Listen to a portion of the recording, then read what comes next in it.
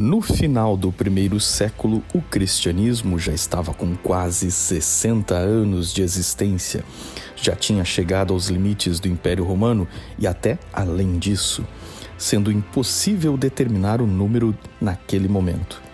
Eles também já tinham enfrentado duas grandes perseguições imperiais sob Nero e Domiciano.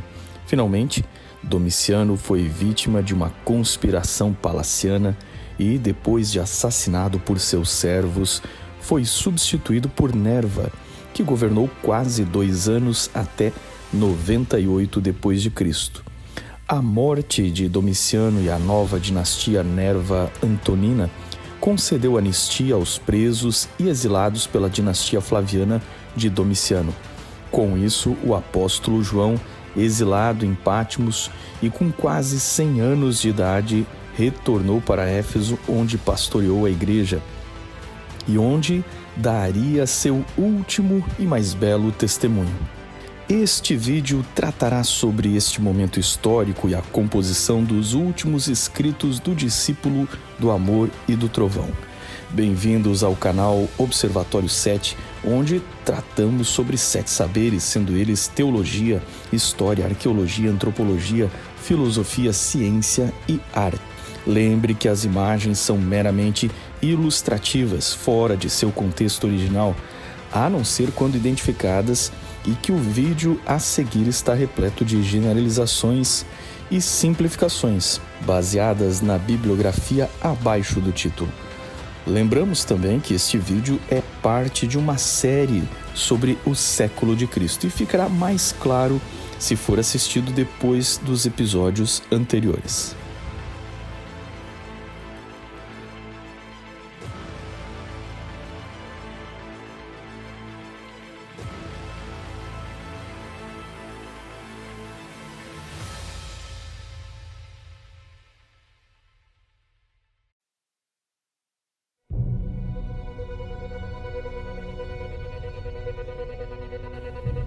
O Evangelho de Lucas conta sobre a reação de Tiago e João, ainda jovens, quando viram Jesus rejeitado de forma grosseira pelos samaritanos. Ao verem isso, os discípulos Tiago e João perguntaram: Senhor, queres que façamos cair fogo do céu para destruí-los? Mas Jesus, voltando-se, os respondeu dizendo: Vocês não sabem de que espécie de espírito são, pois o Filho do Homem não veio para destruir a vida dos homens, mas para salvá-los. Lucas 9, 54 a 55. O caráter ambicioso, muitas vezes violento e impulsivo da cólera dos filhos de Zebedeu levou Jesus, em Marcos 3,17, a apelidar os 2 irmãos de filhos do trovão. Entretanto, a diferença entre os dois é que, enquanto Tiago foi o primeiro dos 12 a dar testemunho através do martírio, João, o mais jovem dos discípulos, viveria para testemunhar sobre Jesus ao longo dos séculos de Cristo. A vida de João apresenta o poder do cristianismo, transformando gradualmente, ao longo de uma caminhada de fé, um homem impulsivo e rude num imitador de Cristo. O jovem João queria destruir os samaritanos. Já o idoso João, depois de uma caminhada a vida inteira com Cristo, chama a todos de filhinhos e diz: Deus é amor. Este é o verdadeiro milagre de Cristo, transformar o trovão em amor, mudando personalidades violentas em pessoas abnegadas. Talvez leve toda uma vida, mas este é o propósito da verdadeira religião que Cristo ensinou. A religião de Cristo não é conquistar, dominar, oprimir. A verdadeira religião de Cristo é servir. Ele nos deu este mandamento: quem ama a Deus, ame também seu irmão. Primeira carta de João 4:21. Quando João voltou de Patmos para Éfeso, a tradição conta que estava tão idoso que usava secretários para escrever. Foi ali que ele compôs sua obra-prima. Já existiam 3 evangelhos escritos praticamente 30 anos antes, e João já havia escrito o Apocalipse um pouco antes disso. Mas agora produziu uma obra literária de profunda reflexão teológica. Dizem que seu evangelho é tão simples que uma criança pode nadar nele sem medo de se afogar, e ao mesmo tempo tão profundo que até um elefante poderia mergulhar sem medo de se ferir por não encontrar o fundo, devido à tamanha profundidade. O Evangelho de João é, em outras palavras, fácil de entender, mas ao mesmo tempo inesgotável. João é uma obra diferente dos outros 3 evangelhos porque dá detalhes que não estão nos outros 3, inclusive longos debates entre Jesus e os líderes judeus. Enquanto os outros 3 falam mais do ministério de Cristo na Galileia, João é mais focado no ministério de Jesus na Judéia. O quadro daquele momento, quando João escreveu seu evangelho e suas cartas, era desafiador. Haviam passado pela perseguição de Domiciano e com este tumulto o espaço para a heresia se desenvolveu entre as igrejas. O mesmo erro que afetou 30 anos antes a igreja de Colossos, para a qual Paulo escreveu combatendo hereges que já tinham indícios de crenças gnósticas, agora tais heresias tinham se multiplicado em variedade e ameaçavam a igreja, em especial na Ásia Menor, onde João vivia.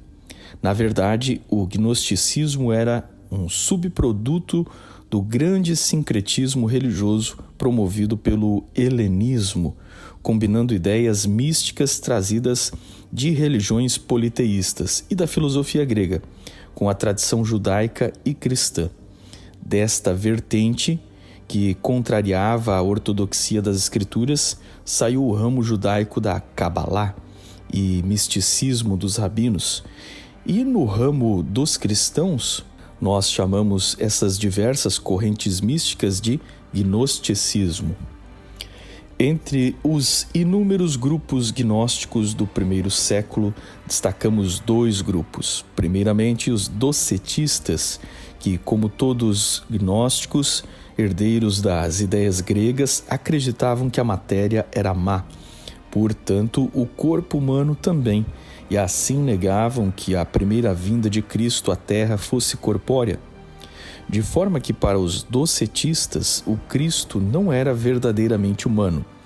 O segundo grupo trata-se dos nicolaítas, que aparecem mencionados no Apocalipse, dizendo que eles nutriam a doutrina de Balaão, personagem do tempo de Moisés que levou Israel à idolatria através da imoralidade com mulheres corruptas. Irineu os descreveu nos séculos posteriores como uma seita fundada pelo diácono Nicolau, de Atos capítulo 6, verso 1 a 3, que teria apostatado daquele grupo e se tornado um herege, voltando-se à imoralidade junto com sua esposa. Várias cartas do Novo Testamento repreendem a imoralidade que sempre rodeava a igreja trazida dos gentios, assim como Balaão fez com os israelitas.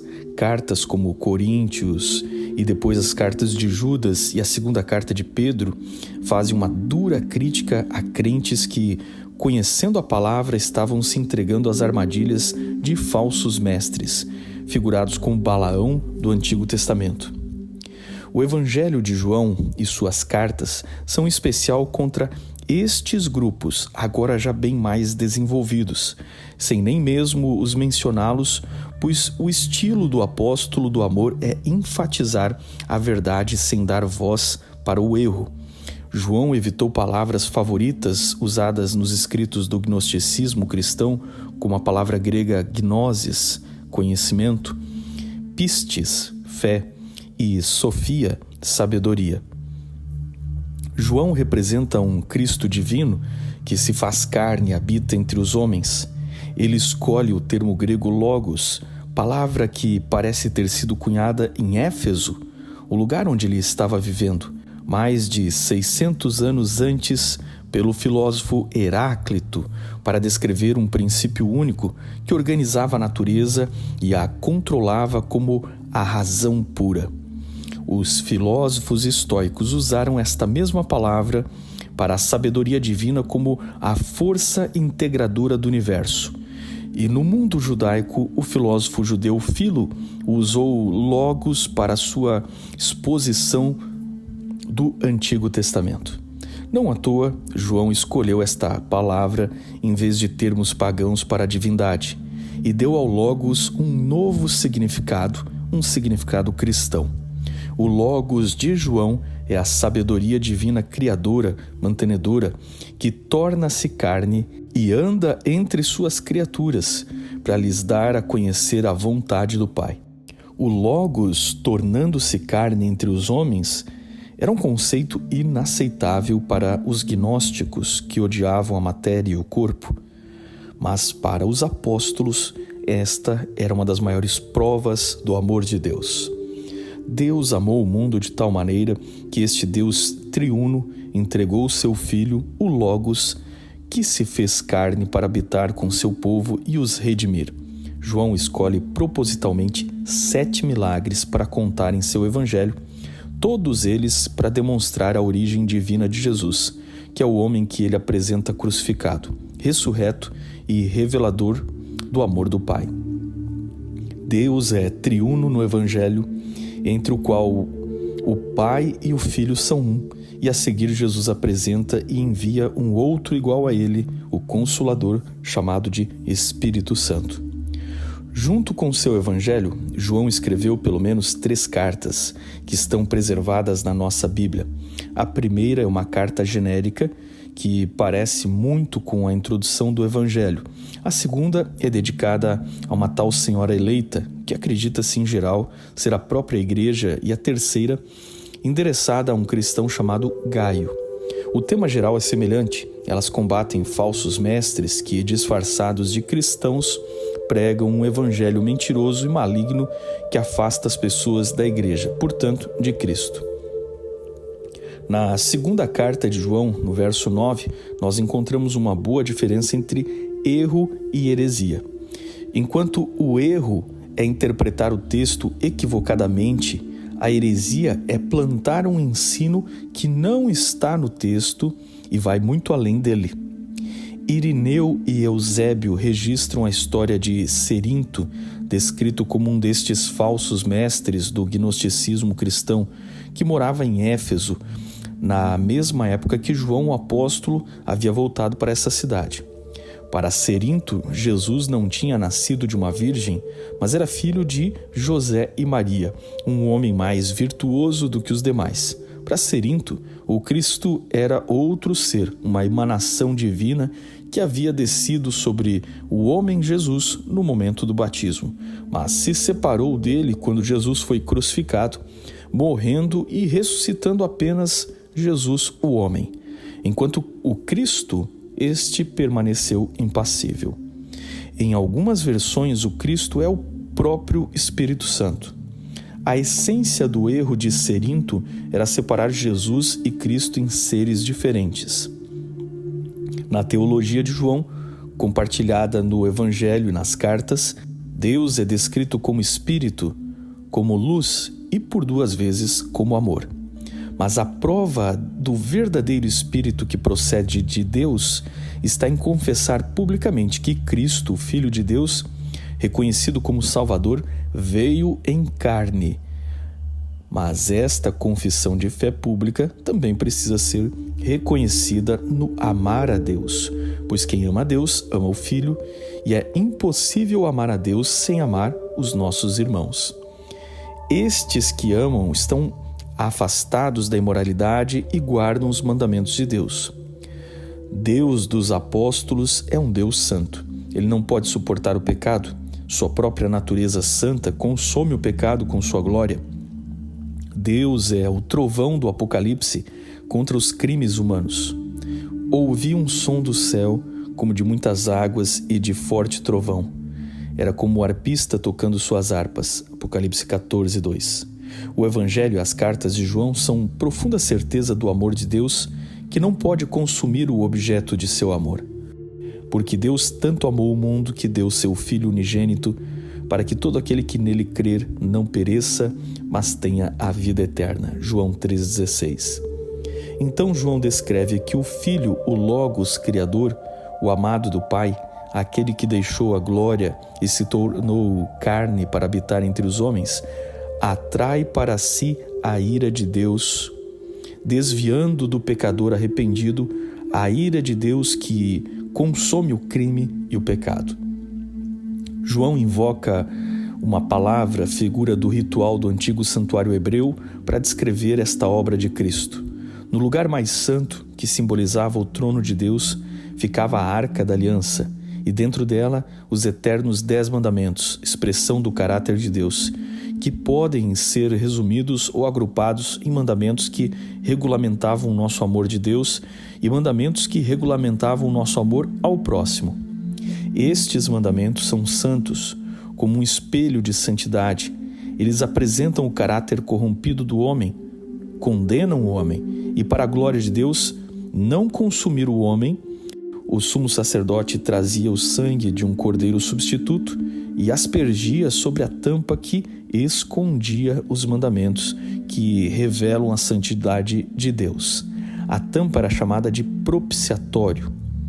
Mesmo os pagãos da antiguidade, quando ouviam esta palavra, propiciatório, entendiam algo ou alguém que aplacava a ira divina e que ganhava o favor da divindade, ou seja, desviava o furor que consome o pecado, trazendo sobre o condenado uma graça imerecida. É esta imagem que conecta o Antigo Testamento e o Novo Testamento que João invoca para explicar o porquê Deus é amor. Nisto consiste o amor, não em que nós tenhamos amado a Deus, mas em que Ele nos amou e enviou seu Filho como propiciação pelos nossos pecados. Amados, visto que Deus assim nos amou, nós também devemos amar-nos uns aos outros. Primeira carta de João 4, 10 e 11. Este amor muda tudo. Este amor me impede de fazer mal até para meu inimigo e até para aquele que me maltrata, porque Deus nos amou sem nós o termos amado primeiro. E se voltarmos a pecar depois de encontrarmos tamanho amor? João sabia que antes de sermos transformados na volta de Jesus, voltaríamos a cometer erros. Mas estes erros não são mais uma opção consciente. Eles, no máximo, são acidentais, atos falhos de uma natureza corrupta que ainda possuímos. E, neste caso, João mais uma vez escreve sobre o papel inigualável de Cristo. Meus filhinhos, escrevo-lhes estas coisas para que vocês não pequem. Se, porém, alguém pecar, temos o intercessor junto ao Pai, Jesus Cristo, o justo. Ele é a propiciação pelos nossos pecados, não somente pelos nossos, mas também pelos pecados de todo mundo. Sabemos que o conhecemos se obedecemos os seus mandamentos. Aquele que diz, eu conheço, mas não obedece os seus mandamentos, é mentiroso e a verdade não está nele. Primeira carta de João, capítulo 2, 1 a 4.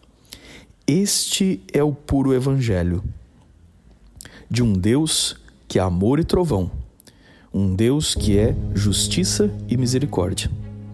O século de Cristo estava terminando e ao findar dele a era apostólica desapareceu com a morte natural de João, o filho do trovão e também o discípulo amado. Ao findar o século de Cristo, Flávio Joséfo, historiador judeu, e Herodes Agripa II, o último rei da dinastia Herodes, também morreram em Roma. Trajano, o imperador guerreiro, estava assumindo o comando de Roma para levar o império à sua maior extensão geográfica obtida em toda a história romana. Na América, entre centenas de tribos nativas, civilizações com cidades habitavam na América Central e na América Andina, enquanto a China assumia o domínio dos territórios que seriam chamados de Rota da Seda, e o hinduísmo fazia prosélitos se estendendo para o sudeste asiático. No mundo romano, os judeus tinham população reduzida na sua terra natal e um novo judaísmo foi organizado pelo rabino Akiva, que deu origem ao atual judaísmo pós-templo, enquanto outros judeus estavam dispersos pelo mundo, assim como comunidades cristãs que também, espalhadas por todo o império, copiando e trocando as cartas dos apóstolos no processo que formaria o cânon do Novo Testamento durante os próximos 4 séculos, no qual a nova geração de cristãos sistematizou as suas crenças. Eles haviam se separado definitivamente do judaísmo e agora abraçavam muito mais o público-alvo entre os gentios do que entre os judeus.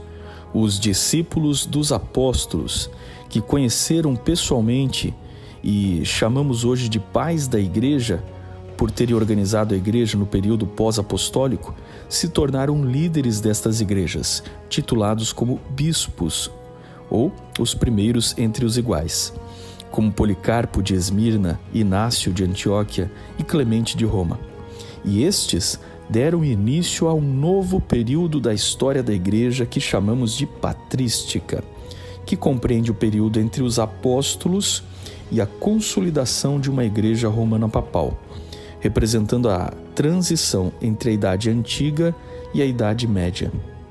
E assim, o século de Cristo foi acabando.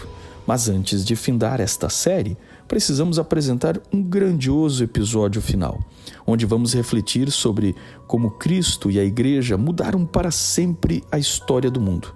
Não perca o episódio sobre o legado de uma fé que começou de forma improvável, perseguida e desprezada, ensinada por homens simples da Galileia, num mundo violento e de filósofos sofisticados, mas que dali emergiu para se espalhar pelo mundo inteiro e aqui está até hoje.